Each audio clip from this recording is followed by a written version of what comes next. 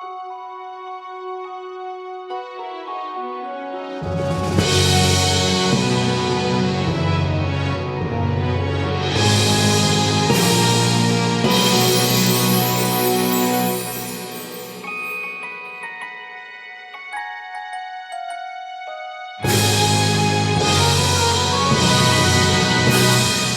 two. Well, it's that time of week again.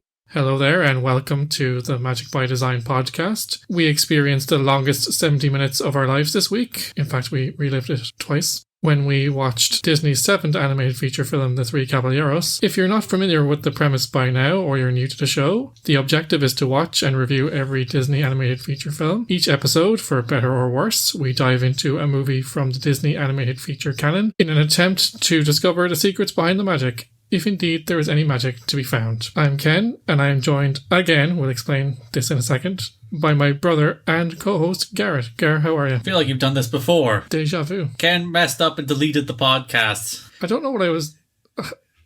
He's speechless. He is flabbergasted. He is bamboozled because he restarted his computer and somehow deleted our wonderful 40 minutes on the Three Caballeros. And we're like, I guess we didn't even go into the detail of how you go Caballeros and I decided to go for Caballeros. That's clearly me trying to sound more cultured with my Spanish. But these are things we didn't even talk about last time. So this is a whole new world. How did you delete the podcast? World. I'm devastated. I don't know what I did. I honestly don't. I saved it and I needed to turn it off because today is plagued with mistakes and issues, Garrett, because we did the initial podcast and everything looked good, and then all of a sudden I go to listen to the end of it and it's all janky. But thankfully it's only like the last 2 minutes. Yeah, so I had to re-record that, and in the process of re-recording that, you deleted everything else. Yeah, so I should have left well enough alone. You should have just left Robot Ken, where you can only hear him in like every second or third word in, and there we go. Then you wouldn't have deleted the podcast and everything would have been fine. You're the Artemis Fowl of podcast hosts, Ken. Gar, I feel like you have some thoughts on Artemis Fowl. Oh, it's one of the worst films of all time. If you get a Disney Plus subscription so you can watch all of these Disney films, don't watch Artemis Fowl. It's terrible. Unless you're Irish, where I think you have to watch it to hear the fake Judi Dench accent. If she does like a weird Irish accent and it's terrible, but also not terrible, but just objectively hilarious. I haven't seen it yet, but I've been really turned off by the reviews and the opinions of my friends. It's so bad. It's impossibly bad. It's somehow worse than the film we're about to talk about. Not to bury the lead. Gar, I think I might know what you're about to say, but what are your initial thoughts on the Three Caballeros? Well, these are my secondary thoughts on the Three Caballeros. Sorry, what are your initial secondary thoughts? It's terrible. It's a bad film. It's a really bad film on multiple levels. Because it starts pretty well. It starts with a decent short about penguins. It starts with a second decent, not as good short, but still pretty good short about donkey racing. And then it goes into the extended Three Caballero sequence, which is unbearable. It's a full 40-50 minute sequence of the entire film where it's just never ending abstract animation and people dancing, which is fine for 2 or 3 minutes. If you go and watch Dumbo, there's the pink elephant sequence, where they said we'll spend 5 minutes dancing in front of an abstract background to fill the entire, just to pad the film, which is already only an hour long and desperately needs padding, as opposed to the Three Caballeros, which is just that's the film, the whole thing, for literally 50 minutes, and it's unbearable. Of all the films that we've watched so far, all seven of them, I've liked different elements, and I found something I enjoyed about all of them, and I found something that was relevant in the history of the development of animation and the development of the art form. And there is bits and pieces here, but really, it's one of those films similar to Fantasia, where I find myself looking at my watch going, how much longer is left in this? Fantasia's good though. Leave Fantasia alone. This is Fantasia is interesting but flawed. This is not interesting, tremendously flawed, and extraordinarily boring.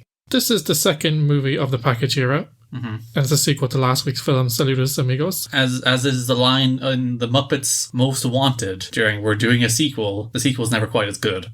No. In the immortal words of... Who sings that line? The sequel is never quite as good. I think it's Walter. Walter, the forgotten Muppet. Yeah, poor guy had one film. The film is a further part of the studio's goodwill message for Latin America, which might explain why it's a bit thin, because it's being made... Because Disney has no goodwill for Latin America. Well, no, it was being made at the behest of the American government. Yes. Governments should commission art but they should they should fund art, but not commission art. The film is made up of a series of self-contained segments. There's 7 of them altogether. Well, that's segments is a dubious term. Yeah, I think it's generous. There's 3 broad segments in this film: penguin section, donkey section, and then birds. The film also starred several Latin American stars of the period who you might know, Gar. No, I don't. Yes, I am very familiar with the Latin American stars of the 1940s. The film included singers like Aurora Miranda, who was the sister of Carmen Miranda, who is more famous, they probably couldn't get her.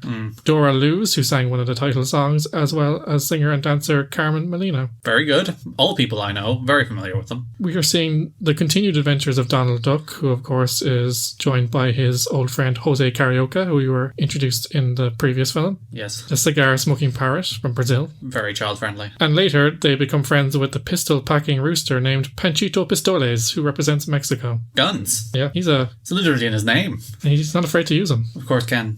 The film's name is Three Caballeros, yes, which means 3 gentlemen. There's only 2 gentlemen hosting this podcast, so I brought a third. I brought Donald Duck himself. Well, in case you can't see, listeners, Garrett's holding up a plush Donald Duck that he's had for many years. Since 2005, when we went to Orlando. This Donald Duck is 15 years old.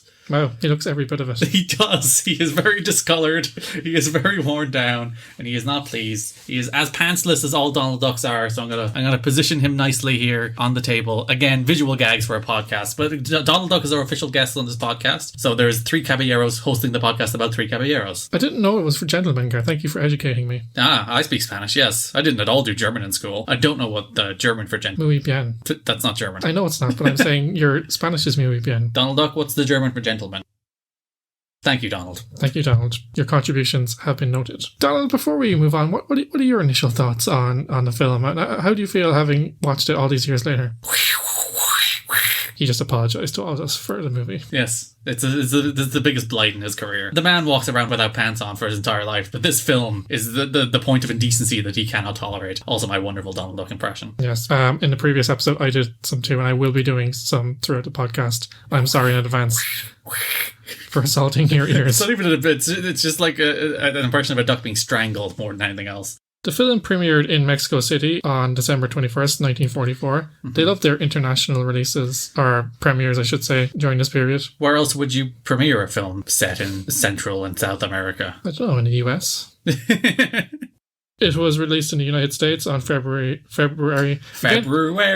Tripping me up again. Just pronounce the letter. Just make a conscious choice to say February. February. Or be lazy like the majority of the world and just say February. Don't bother pronouncing the or because it's inconvenient to our mouths. It sure is. It came out in America in early 45 and later that year in the UK. The Three Caballeros, you won't be surprised, Gar, received mixed reviews upon its release. Because it's terrible. Mixed is generous. It should be bad reviews. Most critics were relatively perplexed by the technological razzle-dazzle of the film, thinking that in contrast to previous feature films up to this time, it displayed more flash than substance, more technique than artistry. I don't think it has much. Well, it does have technique. It has the entire fancy animation set to real live action. Just like, ooh, look at us. We can do a thing. Should we do a thing? We didn't think about that question. How we should implement a thing into a broader story? They didn't even begin to scratch the surface of that question. Should we do it for 50 minutes? No.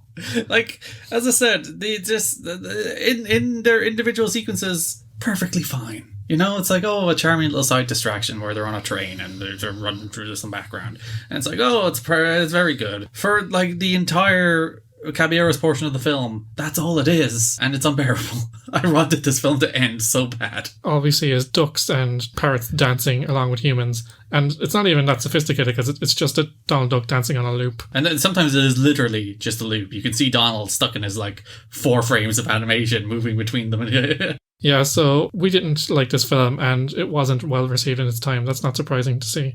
Bosley Crowther, for one, wrote in the New York Times, I love these old-timey names. You don't see those kind of names anymore. Bosley. What was the name of the person we were watching in Ghost Nation last night? Again, began with D, like Dorothea or something. I don't remember. Old-timey names. Bring them back. Bring them back. People don't have these unusual names anymore. They have annoying names like Brian and Pete.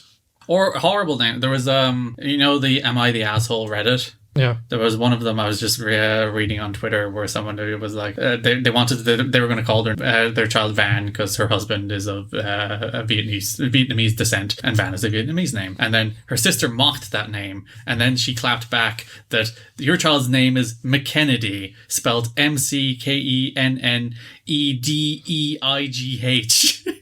which is a monstrosity of word soup. And the sister apparently got very upset that she would mock her daughter's name after she mocked her prospective son's name. Well, at least Van is a real name. Van is an actual... McKennedy is a monstrosity, and you shall not throw stones when you live in that glass house. McKennedy feels like child abuse. It does, especially the way it's spelt.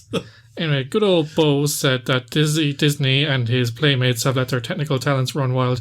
I think that kind of hits the nail on the head here. They wanted to show off all these different things that they could do, but to your point, they weren't tied together by any discernible narrative or structure, and the film just feels a bit aimless and wanders from one segment to another. Endlessly. Like, really endless. Like I want... The last 15 minutes in particular is literally just all dancing. And at that stage, I'm like, just end. Please come to a conclusion. Other reviewers were taken aback by the sexual dynamics of the film. Donald's horny. Donald is chasing women 24/7. The Doc doesn't wear pants. He gives you a fair warning that this is a man who wants to be ready to go at all times. Is Donald a man? Are ducks men? I guess they are. People were particularly troubled by the idea of Donald lusting after flesh and blood women. Why? I guess the frickin' bestiality. Alright, that's fair. Though, like, there's a sequence in this film set in the desert where Donald enters a cactus, emerges from the cactus, and then a bunch of tiny cactuses shaped like Donald come out of the cactus, suggesting that Donald did in fact have sex with the cactus after he was rejected by multiple women and had tiny Donald cactus babies. You noted it in the earlier podcast, Garrett, because we had to refer back to that to retrieve and mine our golden takes, that it would be quite painful to have sex with a cactus. Yes, cactuses are quite spiky, so, but they're succulent on the inside, though, aren't they? They have, like, juices and stuff. On the other side as well, ducks have barbed penises, or kind of spiraled barbed penises. So how do you know that? It's something that, Why do you know that, I think, is the more important question. It's one of those things that comes up on the internet, Gary, and you're like, that's not true. And you're like, oh, shit, it's true. I was watching all the Disney films and all the animals made me horny, so I'd like to check which ones are actually plausibly... Move on. It's been well documented on this podcast how many troubling, sexy animals there are and how much they cause me to have mixed feelings. Donald, are you attracted to Ken? He says he wants to just be friends. Ah, that's fair. Very uncharacteristic given this film, though. Yeah, he's like, I will absolutely hump anything that moves except Ken. As Walcott Gibbs put it in a negative review for The New Yorker, another cool old-timey name, Walcott. You don't see that anymore. You see it as a surname. It's a combination of Arsenal footballers, Theo Walcott and Kieran Gibbs. He said that the concept is one of those things that might disconcert the less squeamish authorities in the Hayes office. Now, we talked about this before. The Hayes office didn't censor films, but they were an authority that oversaw the production of films to ensure levels of decency and moral. Ken set himself up where he said decency and then moral, and he wanted to say decency again, but realised he couldn't say decency again for the sake of language variety. Yes, I did. They failed in this film. Lots of cigar smoking. Lots of sexy Donald. Donald does wear pants in this film, though, so fair play to him. Maybe that was a note. It's like, the Doc has to wear pants at some stage. Otherwise, it just gets a bit seedy. But yeah, the Hayes office didn't step in here. I think they're basically the equivalent of a classification board in the year 2020. It wasn't so much classification. They actually oversaw films during the production to make sure that they didn't overstep the mark, and like they give notes and almost like censor the film as it was being made. So they're like, oh, we don't like that, take it out. I suppose maybe they moved to a different model after that.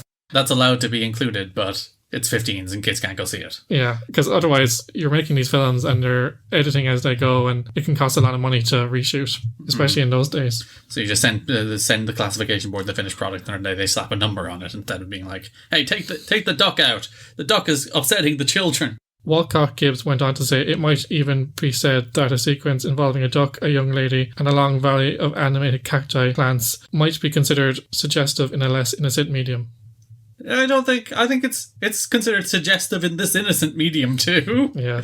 Not even subtly so either. And this film was successful, Gar. The film returned rentals to RKO by 1951, which is around 5-6 years after its release, so 3.5 million, which is 50 million in 2020 money, and it did really well in Mexico. Understandably, people like to see themselves represented in culture, even if that culture is not very good. Again, it was sympathetic. Clarify, this film is not very good, not Mexican culture. Mexican culture is fine. In fairness, it was sympathetically done, and it was, quite faithful, and it's another one where they're not disrespectful. They just didn't make a very interesting film. The film generated in excess of 700,000, which is around 10 million in 2020 bucks in Mexico, so that's a quarter of the gross. Big hit in Mexico. The shooting cockerel, very popular. Panchito Pistoles. There you go, that's his name.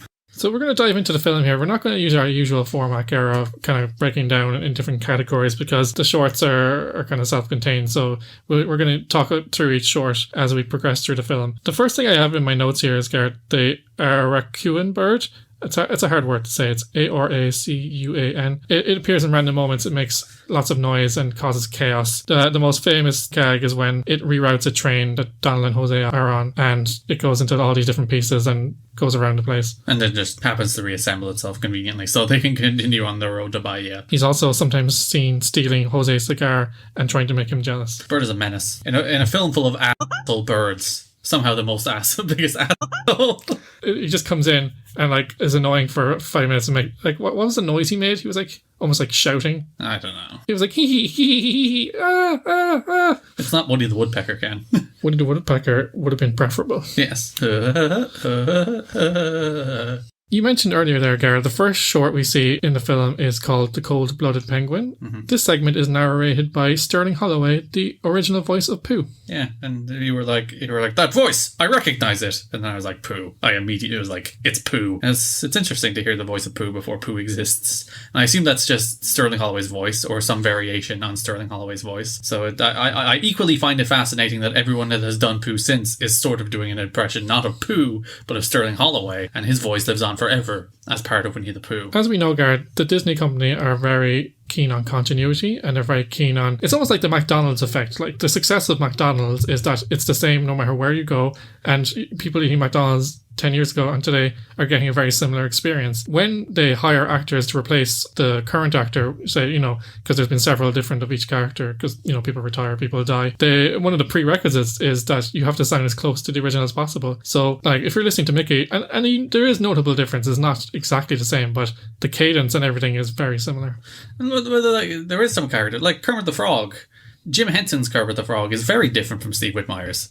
And very different from, who does it now? Vogel? What's his name? Matt Vogel. Matt Vogel, who does it now. So the three of them are I think Matt Vogel is closer to Steve Whitmire, but Steve Whitmire was very different from Kermit the Frog. It's a much different inflection, or from Jim Henson. So it's interesting to get that character. Whereas the voice of Pooh, which is in this film, is immediately recognizable as the voice of Winnie the Pooh. It's that's Pooh. And Jim Cummings, who does the voice today, as you said, there's very little difference. You'd almost swear it was the same person. There's probably a little more depth and character to the voice, because that's, I think, just the way voice acting has moved in the last 100 years. But well, voice acting has become more of an art form, but also he has all that history to pull from as well, to imbue the character with a sense of time and experience. Yeah, I like Pooh. I'm looking forward to when we get to talk about Pooh. Yeah, there's a couple of Pooh films in this run, Gar. So we're gonna have a couple of Pooh episodes. I haven't seen the first one. I've seen the second one, but I haven't watched the second one since I originally watched it, and I loved it the first time. So those will be very exuberant episodes. Exuberant. I love Pooh. This segment is set in Antarctica, and it follows the exploits of a penguin named Pablo. Mm-hmm. Adorable penguin. He's absolutely adorable. His name is Pablo. Pablo is the highlight of this film. This film should have been a Pablo film. Screw everything else. Bring back Pablo. But they should bring back Pablo. Pablo's been lost to time, I think. Yeah, well, he's probably popped up in a short somewhere. I'm going to look up the history of Pablo while I'm here. Pablo is so fed up with the freezing conditions of the South Pole that he decides to leave his home for warmer climates, eventually making his way to the Galapagos Islands. It's a nice little bit. It's he cuts out his little ice boat, brings his house around with him. Look at this. Speaking of sexually suggestive penguins, Ken, look at that. That's a horny penguin. That's a penguin showing his butt. Again, for an audio medium, not so great for the listeners. It's a picture of Pablo. If you want to see what Pablo looks like and his sexy butt, check out the film The Three Caballeros. Personality, Ken, of Pablo, according to the Wikipedia page: cute, friendly, cold-blooded. Fair enough. The reason that he's so cold is because he's cold-blooded. But he also hates his friends and wants to leave. He's sick of all those other penguins and wants to go to his abandoned island. It's a fun little segment. It starts off with him making several attempts and failing, and then he cuts the ice around his house. He lives in an igloo to create a boat, and he floats off to South America. It's a simple premise, well executed, some funny set pieces. The voice of Pooh. What more could you want? Likes sun, warmness to his cold-blooded soul.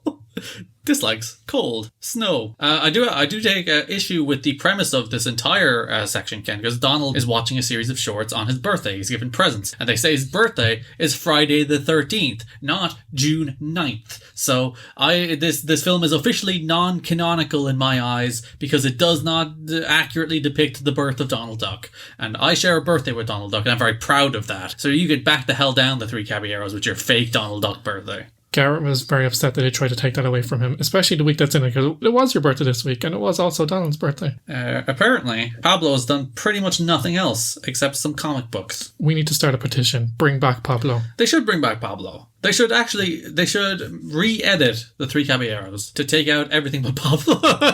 And the film will be 12 minutes long. The film will be 12 minutes long and much more enjoyable. And also change the date of Donald Duck's birthday. Because you can have Donald, because Donald is watching these shorts and they're being narrated to him. And Donald's like, yeah, I've learned the lesson that you should appreciate what you have, because sometimes when it's gone, you'll miss it. And Donald's like, Donald! Donald's upset at that impression of him. That's a slur. It probably is a slur. But yeah, give me more Pablo, Disney. Star of this film. The Flying Gauchito was next. This segment, with an adult narration by Fred Shields, involves the adventures of a little boy from Uruguay and a winged donkey who goes by the name of Burrito, which is Spanish for little donkey. So those delicious things you eat are named little donkeys. They're not named little donkeys. They are little donkeys. That would be a great name for a burrito restaurant. Little donkey? Yeah. That's your dream. Open the little donkey. The donkey, of course, from Pinocchio, and Pinocchio from Pinocchio. Yeah, I have written down here Pinocchio sequel ? In my notes, because you raised this at the time. The character of the Gauchito looks quite a lot like real boy Pinocchio. He sure does, and the donkey looks like the donkeys from Pinocchio. So I'm wondering if is that his friend that he met on Pleasure Island, yeah. Mugsy. But that's sure. I don't think that's his name, but the kid who loved fighting and smoking and drinking. As all children do. So he's escaped from captivity and somehow sprouted wings, and now maybe that's how he escaped. And that's how they got to South America. Now they're living it up under their new identities in Uruguay. I liked the premise. I thought it was a bit too long and sometimes hard to follow. And also the ending was quite sudden. So I was like, they built this world and it was a kind of a cute little premise and an idea. And all of a sudden they're like, and they flew away and were never seen again. This film becomes much better, Ken, if you view it through the lens that's a film about time travel. You mentioned this in the other podcast, and I did not pick that up, in fairness. That's probably because it wasn't the intention. But your reading of this film is much more interesting than the reality, so please explain to the listeners what you mean by that. Because the premise of this film is that you have adult Gauchito narrating a story from his younger life, where he finds this winged donkey, then enters a horse race, cheats, unleashes the wings of the winged donkey, and flies to the finish line, and tries to win 1,000 pesos, doesn't win 1,000 pesos, and flees to the sunset before the authorities capture him for attempting to cheat at horse races. But if you notice, the narrator not only narrates what's happening, the narrator influences what's happening, Ken. Whoa. Because the narrator is like, and Gauchito, make sure you don't forget to bring your knife. Gauchito brings his knife, but then Gauchito needs the knife to unleash the wings of the donkey to cheat at the race. So this is the narrator traveling back in time to help his past self cheat at the donkey race. Completely changes the film. It does. It's actually, I legitimately think it's a reasonable reading of the film. So there you go. It's a time travel film. You should send that to Disney and they'll retroactively say, yeah, that was the plan the whole time. It makes this film much better, so let's agree with it. We've planned 10 movies in the Gauchito universe coming up. Gauchito travels back to his past self to save his life. Gauchito Endgame. Yeah, and Pinocchio shows up because it's a shared universe now. Yeah, Gar, we're just making the money hand over fist. We got to stop now before they steal our ideas. Fred Shields, who was the narrator, attempts a Uruguayan accent, which veers off into a Mexican stereotype. It's extremely offensive. Also, it's wildly inconsistent. Sometimes he's doing his own voice, sometimes he's doing the Mexican voice, sometimes he's doing some version of the two. It's very strange. We move on next to the segment called Bahia, which is strange because it's named after the Brazilian state, which is pronounced Bahia. Yeah. I don't know why they changed that. Are you saying Jose Carioca can't pronounce his own Brazilian cities? Yeah, well, he is a sellout. Well, he's like, hey, Donald, if you want to come to Bahia, you'll never leave. You'll never return. And Donald's like, oh, gee whiz, I'll go. Instead of being like, that's a threat to kidnap me. Yeah, Donald gets threatened and kidnapped multiple times and bullied in this film. And he doesn't realise that. I don't think Jose Carioca or Panchito are very good friends to him. No, because it's his birthday. And like there's a freaking piñata sequence later in the film where they're like, look, Donald, we got you a piñata for your birthday. And Donald's like, oh, thanks, guys. They put the blindfold on. And he's like, he goes up the swing and knock the piñata out. And they move the piñata. And he ends up hitting himself with his own paddle. And it's bullying the poor duck. And look, the duck is crying. The duck is crying on our table.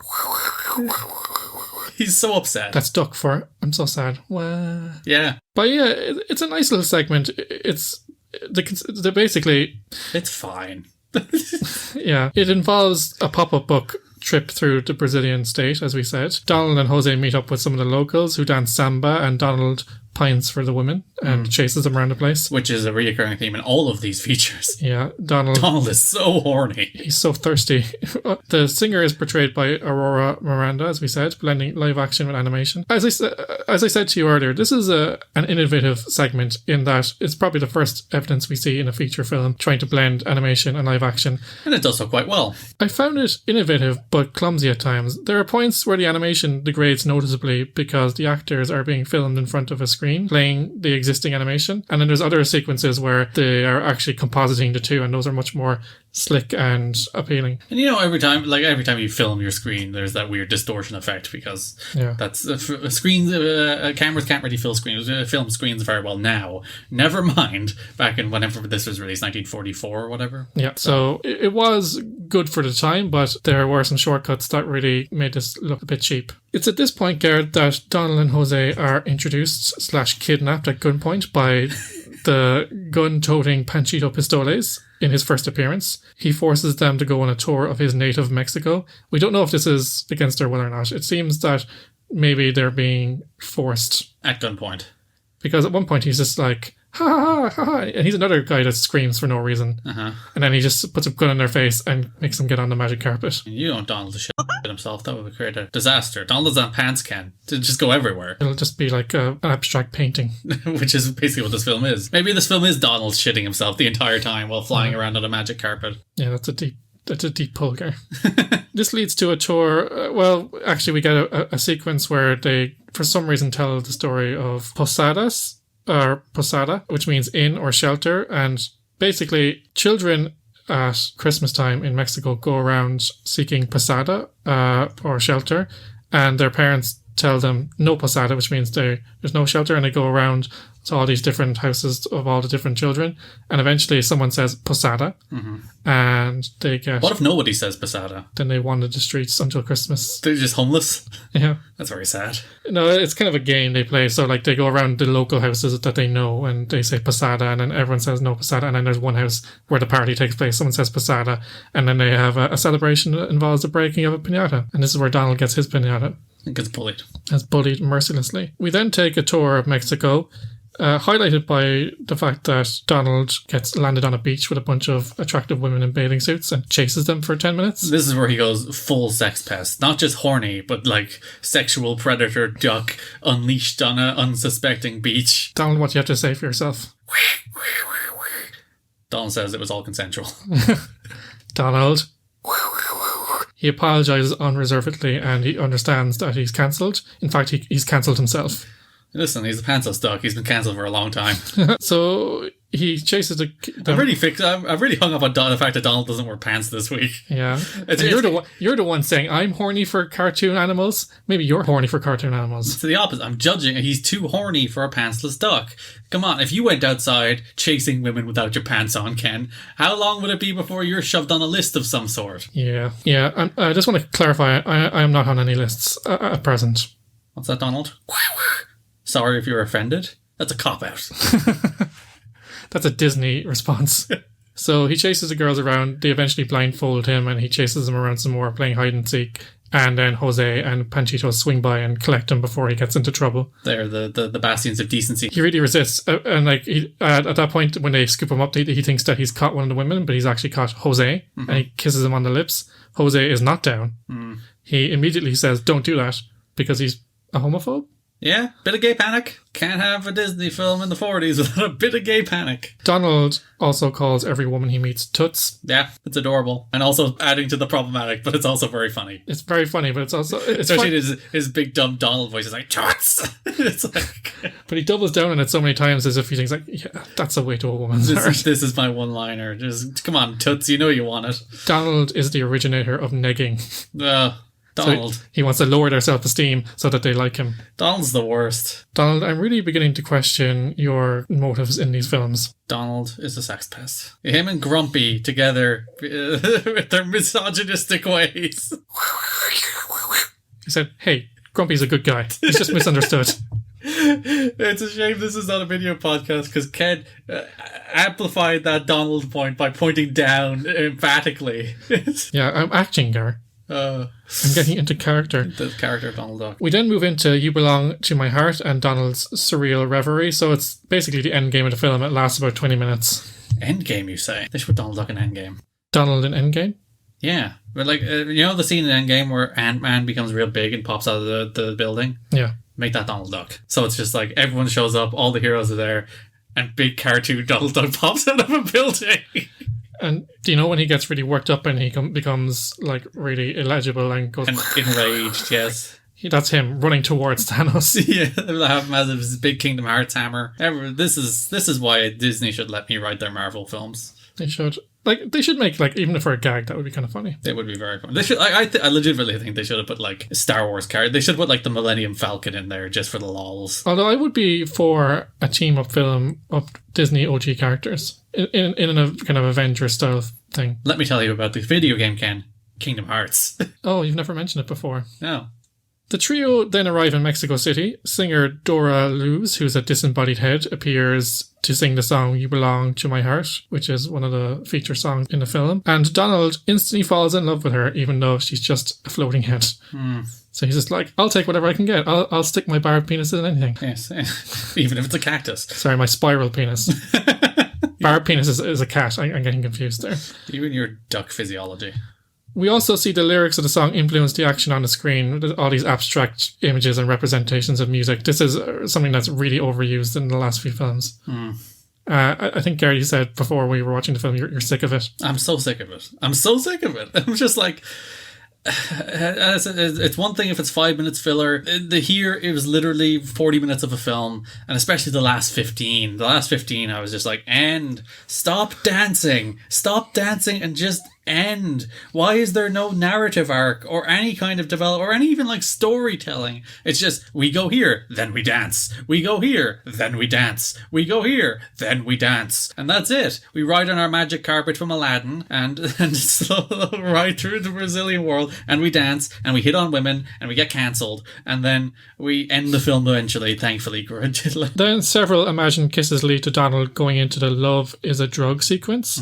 Donald constantly envisions sugar rush colours, flowers, and then Panchito and Jose pop in at the worst moments, basically to cockblock him. Yeah. Or maybe save him from himself, we don't know. Literal cockblock in the case of Panchito. Yeah, I see what you did there, Gar. Yeah, because he's a cockerel. Yes. The scene then changes to Donald dancing with actress Carmen Molina. The two dance and sing the song La Zadonga. Carmen begins by singing the song and Donald quacking out the rest of the chorus to her. And if you think you can't understand Donald in English, he's especially illegible in Spanish. Unintelligible. Illegible as reading. It's offensive. What? Unintelligible? Unintelligible. I've been saying that for a while, and you did not correct me. Yeah, unintelligible is the inability to understand. Illegible is something is unreadable. Well, we're learning to take care. So your handwriting is illegible, whereas Donald Duck is unintelligible. Well, this was ear-legible. No, get out. No? Gary, you just can't give me a break today. It's been a tough day already, okay? In fairness, I corrected you about that the first time and you still steamrolled on. You didn't even notice the fact that I corrected you over it. I've become so used to your bashing and bullying now that I just tune it out. So realistically, the fact that you deleted the podcast has been an opportunity for learning on your behalf. Learning and mental scarring. The action slows down for a period. We're doing play-by-play here because it's very dense. And yet nothing happens at all. Donald multiplies himself while dancing, but then it speeds up again as Carmen reappears dressed in a Charo's outfit, and she uses a horsewhip as a conductor's baton to make the cacti appear in many different forms and dance to Jesuita on Chihuahua, which is a trademark song of the Mexican Revolution.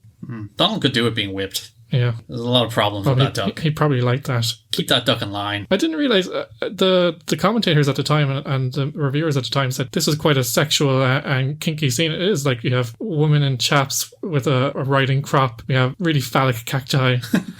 Donald making babies with the cacti. Yeah, tiny cactus Donald babies. I will say, Gar, this scene is really notable for displaying a near flawless combination of live action and cartoon animation. It is really well done, but at that point I was so done with the film that I didn't even take the time to appreciate it. Yeah, it's. I think most of that is very well executed. It's just not very interesting. Thankfully, Gar, the scene is then interrupted by Panchito and Jose for the final time, who take Donald away, and there's Explode him with fireworks. There's a whole thing, and that's the end of Donald's birthday adventures. Has Donald been in South America this entire time? Has he been unable to escape since that llama messed him up? Well, if you remember, the llama destroyed the bridge, so maybe he's been stuck in Peru the whole time. Where was he? No, was he in Peru? I don't remember. Or Chile? I don't think he was in Peru then. No, he was in... I think the plane one was set in Peru. No, none of them are in Peru. Remember, we were giving out about that. Oh, yes. I think. Or was it Chile? None of them were in South America. Lots of countries. Yeah, he was somewhere in South America, trapped all this time. I suppose to sum up, going into this film, I knew very little. I'd seen it before in the, I'm a student of animation. I've seen it in the canon. I've seen it in the list of movies. And in my head, I thought this was going to be a straightforward road buddy comedy. And I was sorely disappointed. Yeah, there's nothing going on. And it's weird because it's like, this is the second of the collection films or whatever you call them. The package film. Package era, as we're calling it. Or the package era of Disney, where it's a collection of shorts. But this isn't really a collection of shorts. There's a short at the start with penguins, which is actually delightful. There's a second short at the start with donkeys, which is pretty good. And then there's like this whole 50-minute sequence for the rest of the film where three birds just do nothing. Like, literally nothing. Nothing happens. It's just a series of sequences set to animation and music, and it's like, it's alright, but it's very boring, and it becomes unbearable by the end, and you just want it to end. I found myself begging for it to end. Yeah, you're right. At one point, there was a half an hour left. I was like, oh, no, not too bad. We're halfway through. And it was like, it felt like an hour and a half for that last sequence with basically everything with the Three Caballeros, which is the name of the film. I mean, I had a similar sensation when watching Fantasia. Not because, as you said earlier, it does have a lot of artistic merit. It's very interesting in places. It's just that we agreed when we made that episode, and you can listen to that in our feed, that some of the sequences were just too long, and overall the film could have been shaved by at least 10-15 minutes, if not more. But I at least liked five of the 8 of the sequences of Fantasia. I was like, good to great, and then there were 3 that were bad and too long. But 5 out of 8 isn't bad. I found myself actively disliking this film. It's bad. I don't like it. It had a lot of filler and tricks to waste up time. And in fairness, this is a young medium, and even today you see tricks in animation to try and kind of get you a little bit further towards that 90-minute runtime. But this film it just felt like it had no direction. The film doesn't know what it is. It doesn't know what it's trying to be. There was, as I said, there's a much simpler version of this story, and it would have been a much more satisfying movie. But it feels like they were churning this out because they were being paid for it, and they wanted to capitalize on the success of the first one. So my kind of takeaway is that it comes off as soulless and needless at the end of the day. It's an aimless, meandering journey that doesn't have a destination, doesn't try to have a destination, and in which nothing interesting happens on the journey. It's just... And this is, and in fairness, as I said, we found lots of things that we liked about the previous films, even if we didn't love all of it. But this really, and we said this earlier, I think this is the first film that if I said, would I recommend watching it, I'd say no. Yeah, don't watch it. Just don't. It's a waste of your time. As opposed to Saludos Amigos, which was like a pleasant surprise, like 4 enjoyable shorts, well packaged together, well framed. This is the exact opposite. It is an unpleasant surprise. It is too long. It is aimless. It has a couple of good shorts at the beginning. I would actually suggest watch the first 20 minutes of this film. I think there's 2 actually pretty good shorts there. And the rest of the film is especially when you reframe the donkey one as a time travel short.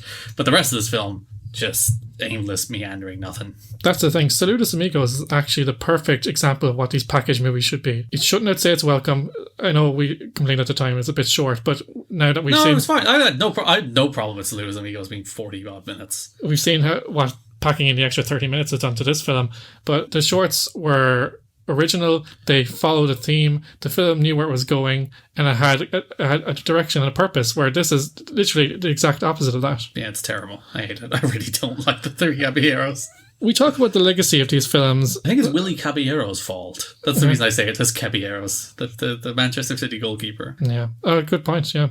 I say Caballeros because I just don't want to mess up the pronunciation. We talk about the legacy of these films, Gar, before you rudely interrupted me as usual. You know, there's not much here to talk about, really. As we said, you know, it's kind of one of the more forgettable films in the canon, but as we said, it was the first feature film to incorporate traditional animation and live action actors. Interestingly, though, Disney, before he even hit on Mickey Mouse in 1928, made his name in animation in something called the Alice comedies. These were made around 1923. So he filmed a little girl called Alice in live action sequences, reacting to different things, and then animated in things later, like for example she's running and hiding from a bunch of lions. So it's not that it's the first time that they've attempted it, but it's the first time that they've really experimented with it and tried to perfect that medium, and we would see it to better effect later in films like Mary Poppins, and you know, way later again in Who Framed Roger Rabbit, which is a classic. Yeah, and they also made a 2018 TV show about the Three Caballeros, which I think is the thing you wanted, where it's just like these guys go on an adventure finding rare artifacts and stuff.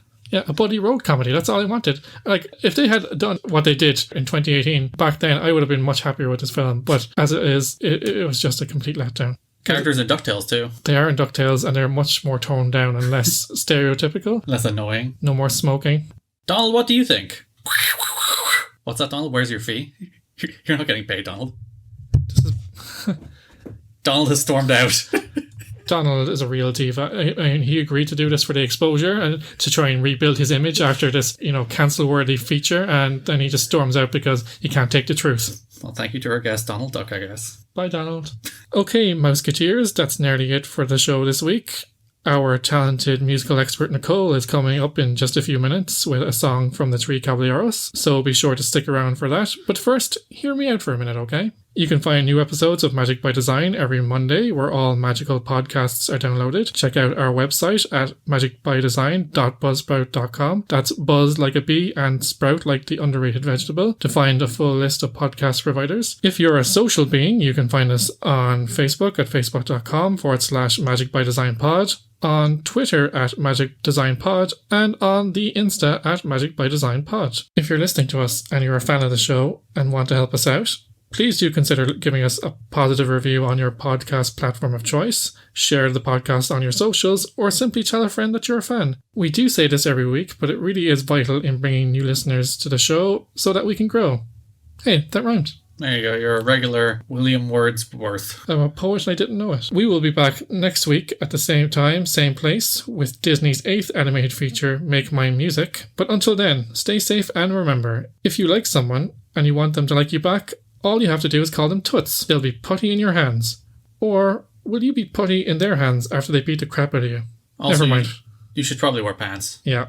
I mean, maybe it was a cute look in 1944, but now you'll just get on a list somewhere. Yes, you'll be arrested if you try to hit on women without wearing pants. And understandably so. Now, here to rescue this train wreck of a movie is Nicole with her lovely rendition of You Belong to My Heart, one of the few saving graces of the Three Caballeros, along with some fun facts about the music of the film. Places, Nicole, you're on. Hello there, my Disney fans. This is your musical correspondent, Nicole, coming to you live from my bedroom. As you know, this week we're taking a look at the Three Caballeros, and I have a lot to say on the topic. The movie's original score was composed by our friends Edward H. Plum, Paul J. Smith, and Charles Walcott. The title song, The Three Caballeros, based its melody on Ay Jalisco No Te Reyes, a Mexican song composed by Manuel Esperón, with the lyrics by Ernesto Cortázar.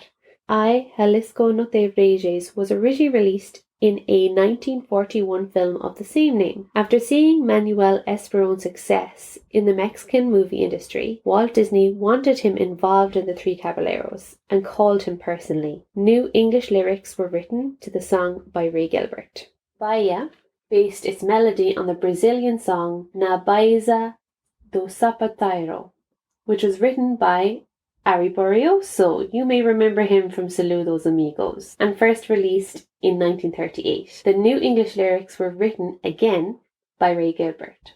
The song Os Quinzins de Yaya was also written by Ari Barrioso and first released in 1941. However, unlike some of the other songs, was left in its original Portuguese.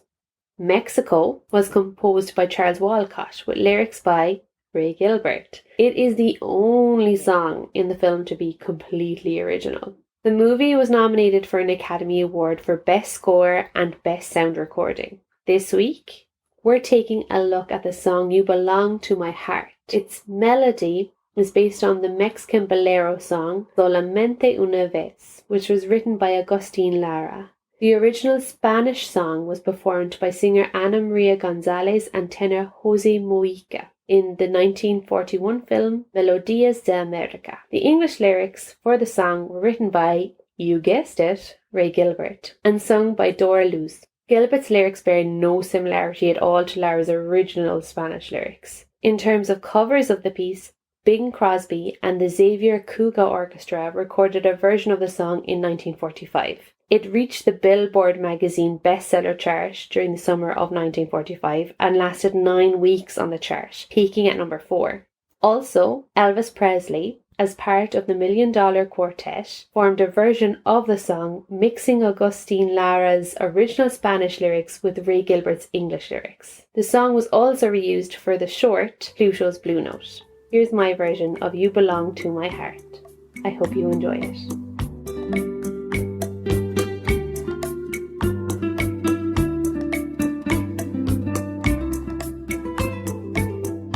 You belong to my heart, now and forever, and our love had its start not long ago. We were gathering stars while a million guitars played our love song. When I said I love you, every beat of my heart said it too. 'Twas a moment like this. Do you remember? And your eyes through a kiss